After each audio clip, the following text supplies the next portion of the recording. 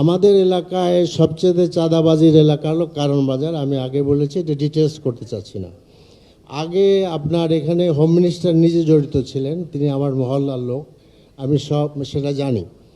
এবং এই কারণে আমি হোম মিনিস্টার সালাউদ্দিন সাহেবের সাথে আমি নিজে কথা বলেছি।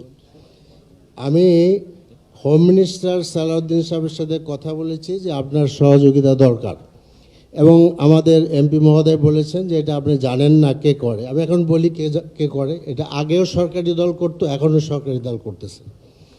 এবং এখানে আপনার কারণ বাজারে চাঁদাবাজিকে কেন্দ্র করে সরকারি যুব দলের একজন নেতা মুসাব্বির তিনি নিহত হয়েছিলেন, আপনারা জানেন। এবং যখন সালাউদ্দিন সাহেব মন্ত্রী ছিলেন না, তখন তিনি দেখতে গিয়েছিলেন।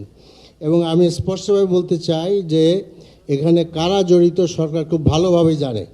তো কাজেই আমি মনে করি যে এইটার, এবং আরেকটা কথা বলে আমি শেষ করে দিচ্ছি। আমার একজন ভাই খুব বড় সাংবাদিক, তিনি আমার আপন ভাই, তিনি বলেছেন যে বড় ভাই আপনি এই চাঁদাবাজি নিয়ে বেশি ঘাটাঘাটি করেন, আপনার জীবন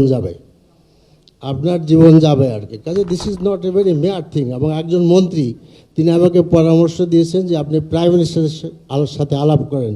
ইনশাল্লাহ I will engage with prime minister. আমি ওনারও সাহায্য চাইব।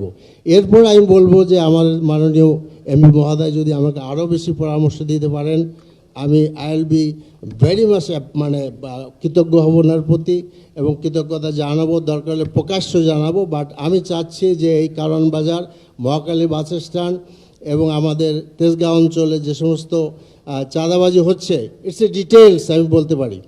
সেখানে আমি চাচ্ছি যে, এবং জনগণ চাচ্ছে চাঁদাবাজি বন্ধ হোক।